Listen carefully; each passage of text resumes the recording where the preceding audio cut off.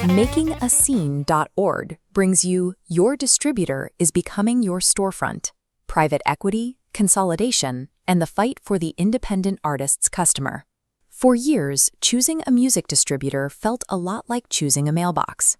You uploaded a song, typed in a title, and waited while the platform sorted your track into Spotify, Apple Music, or TikTok. They delivered the package, the stores played the music, and royalties eventually trickled back. That passive delivery system is dead. Today's distributors want to become the operating system for an artist's entire business. On July 6, 2026, CVC Capital Partners signed a definitive agreement to make a majority investment in DistroKid. One of the largest gateways for independent musicians is moving toward majority ownership by a major global investment firm. An influx of capital can build better technology. A distributor handling millions of releases needs serious infrastructure to fight fraud and speed up payments. But institutional investors expect their assets to grow in value. That creates immense pressure to produce new revenue beyond a standard yearly subscription fee.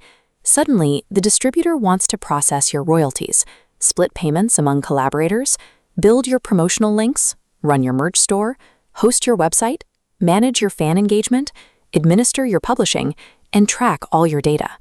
If the only complete record of a 5-year catalog lives inside one company's dashboard, you don't have an organized business. You have a rented filing cabinet, and you only own the login. DistroKid's ownership change is part of a broader pattern. Institutional investors are systematically acquiring the digital tools independent artists rely on to reach their audience. Look closely at this web of apps, distributors, ticketing tools, and fan platforms. Researcher Cherie Hu calls this the music tech ownership Ouroboros. Behind dozens of independent brand names, ownership traces back to a highly interconnected web of corporate parents, venture funds, and private equity firms. DistroKid acquired the musician-focused website builder Bandzoogle and launched its own direct-to-fan merch service. SoundCloud absorbed the assets of the platform Nina Protocol, pitching a creator ecosystem that handles mastering, audience insights, and direct fan monetization all under one roof. The math driving this consolidation is straightforward. A stream creates discovery, but it generates only fractions of a penny. Direct-to-fan commerce, like a $25 shirt or $30 record, generates the high-margin returns these investors demand. The interaction around the music is now worth more than the stream itself.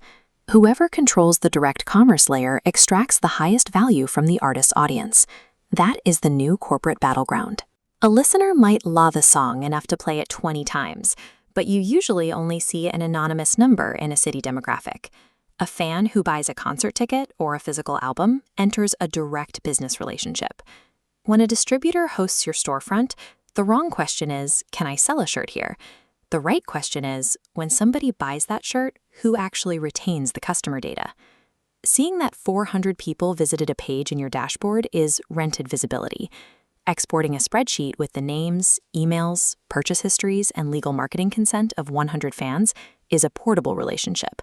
A slick analytics page has zero value if the platform changes pricing or shuts down entirely.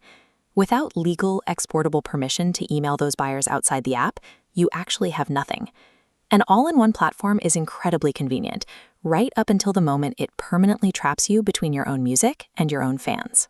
Navigating this ecosystem doesn't mean rejecting all tools and hand-delivering vinyl records from a cabin in the woods.